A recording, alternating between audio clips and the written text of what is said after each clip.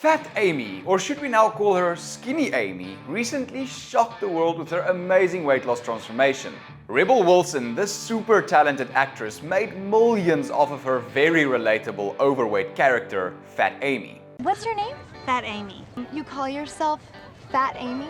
Yeah, so twig like you don't do it behind my back. So what made her decide to change this very profitable look is what I asked myself. Turns out, right before Rebel Wilson tried to change her life for good, she went to see a fertility doctor, and turns out he straight up told her, "You're too overweight, and if you want kids, you're gonna have to lose a substantial amount of it." First, Rebel was taken aback. I mean, it's understandable, it's not cool to tell anybody that they're fat. But fact is, something even deeper was at the cause for the doctor's response. During testing, the doctors found cysts on Rebel's ovaries. Turns out Rebel Wilson was struggling with a very common female reproductive system condition called polycystic ovarian syndrome, PCOS in short.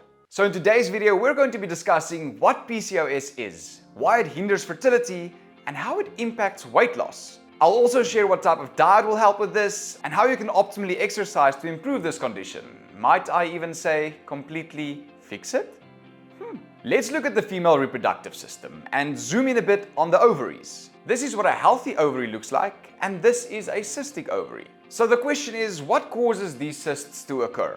The short answer is androgenic hormones, like testosterone for example. When there's an abundance of male hormones present, the ovaries won't ovulate, causing the eggs to lodge into the ovarian wall and eventually become cystic. This abnormal amount of testosterone can be caused by many factors, such as genetics or environmental stress or even diet.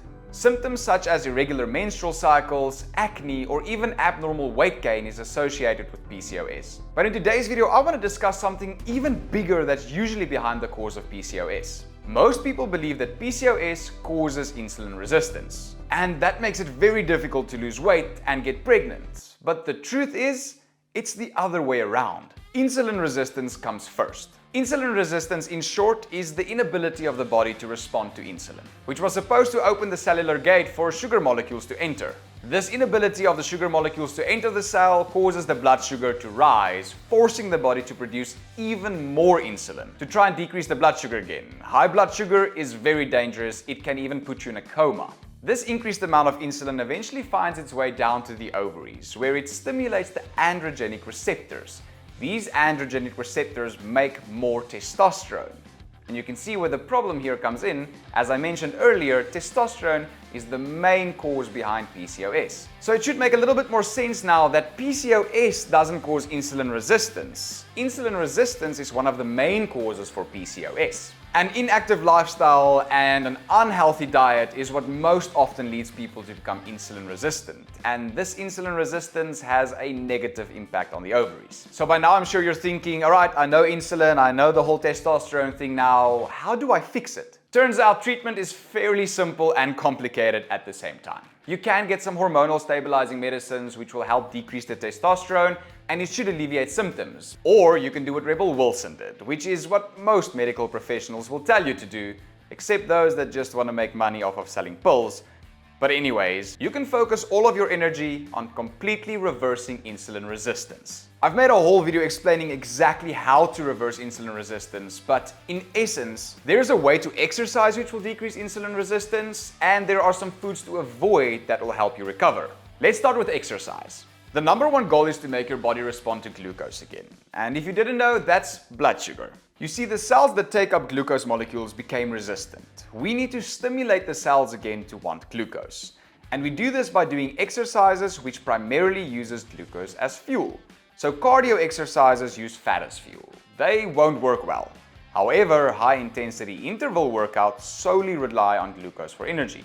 3 HIIT sessions per week will be more than enough to kickstart your body back into action. However, that's just how you optimally do it. If you're very unfit, then literally any exercise, even walking, will help a lot. The key is to remember that if it doesn't challenge you, it doesn't change you. So a light walk that doesn't challenge you will waste your time. But a brisk walk that does challenge you, now that's a great start. Next, let's look at the diet. Nutrition can be extremely complicated. That's why professionals like myself spend our entire life studying it to optimize our client results. But the core essence of normalizing your insulin sensitivity again comes down to one simple principle. When you eat carbs, your body breaks it down into glucose molecules, also known as blood sugar.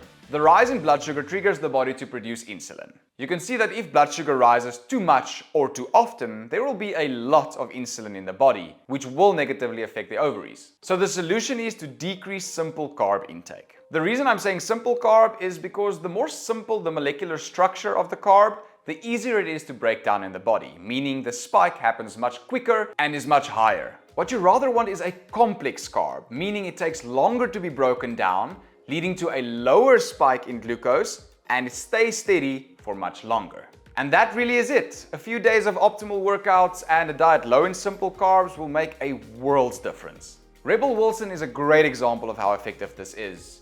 I hope this video helped you make sense of PCOS and everything around it, and that Rebel Wilson's success story motivates you to make a change in your life. I hope you gained some valuable information from this video. Remember, I post new ones every Monday and sometimes Wednesdays too. I'll see you in the next one. Cheers. Psst, remember to click the like button. Thank you, bye.